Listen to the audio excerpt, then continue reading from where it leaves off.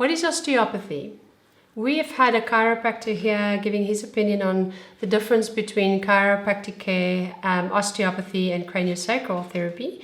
And we've also had a craniosacral therapist giving his opinion on chiropractic care and osteopathy. And I only felt that it's fair that we have an osteopath here giving his opinion on the differences between the three. Welcome, Dr. Guy Ashburner. Thank you for having me. Please tell us, in your opinion, what is osteopathy and then what is the difference between these three modalities? Okay, so osteopathy is a hands-on modality. It's very much in line with nature, the biomechanics of the body. Everything has to move, everything has to flow. And if it doesn't move and flow, and we're not in the right posture, things are going to break down and we can eventually get symptoms and problems. Mm-hmm. An osteopath's role is to get all the moving parts moving as nature intended, so we have perfect health. Mr. Palmer went to study osteopathy in America in the late 1800s, mm-hmm. and then some years later he thought he'd start his own thing, and he called it chiropractic. Right. So chiropractic comes from osteopathy. So in terms of, okay, so now we're talking about chiropractic. From my understanding, from what I've learned, because you study the chiropractic history, osteopathic history when you study, that it's very much the spine is the focus, manipulation of the spine. Some people like that, some people are not so keen on that. In terms of cranial sacral therapy, well, historically, cranial sacral therapy comes from cranial osteopathy.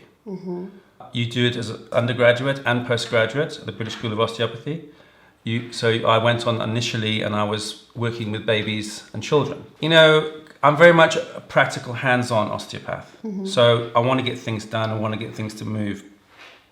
But as you go on and you learn with experience, there are subtle ways which can be very, very potent and effective to treat something. So it doesn't always have to be, it depends on what's right. So in terms of pediatric stuff, it has to be subtle. It is very much effective, and it is trying to just get things to move. You put in the body in a position of ease, and you allow it relaxes, and the nervous system adapts, and everything will then you'll feel it relax with experience with your hands. Now, so for what we have in terms of knowledge and anatomy and understanding, there's a lot of that we have to study in osteopathy. And in terms of the way that you work on something, cranial osteopathy is like anything, taking a history, getting the whole picture together, and treating as a cranial osteopath what's appropriate diagnostically. Not like I'm following a routine cranial sacral therapy, or I'm following a routine with a massage. You might go, some people will go and there's their routine they do, and that's fine. And if it makes you happy and feel good, perfect.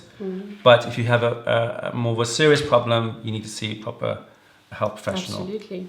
I think what's quite a contrast in someone watching this, they might look at the spine behind us and they might think, okay, chiropractor is going to crack those things and that's the job done.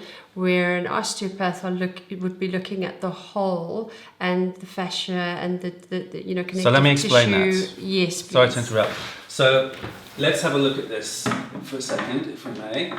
Okay, so... Is his name Freddie? Can we give him a name? Has many names, but Freddie, okay.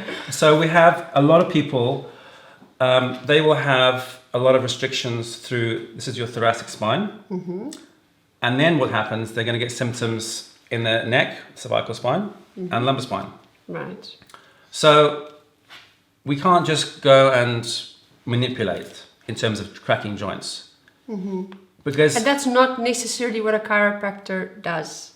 No. Watch the episode on the chiropractor. No, what I'm saying is, for argument's sake, people can have that perception right now when you're speaking. So I just want to put that. No, absolutely. What I'm saying, well, for anybody who treats, really, because there are other modalities that do that too. But what I'm saying is that we have to look at this picture and see, how is this person's posture?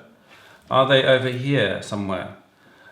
So we need to look at addressing all of the tissues that hold this spine in this position to have a really long-lasting effect and impact. Because if I'm being pulled down here, yes, and I just release here, you haven't addressed the cause. You need to fix what's creating the tension, which is actually locking the joint up and giving you the problem. Yes, we can release a joint. Happy days, you feel release and it feels good. But for a short time, osteopathy is really about understanding the root cause of the problem and changing it and fixing it permanently. But obviously, in addition to that, there are other postural things in terms of posture and in terms of exercise that we can change. What's really important is, okay, this is a diagnosis. We're giving you a diagnosis, but what we're also doing is why. Why has that neck strain happened? Right. It's more about the why Okay. than you have a neck strain. You know you have a neck strain. Right. You came in with a neck strain. You know that. We're very specific. It's specific joints, but it happened because of these reasons. And we need to change the structure. And then we need to, from there, we need to actually give advice on how you should sit, how you should move, what exercises to avoid. And there's a lot of those. Right.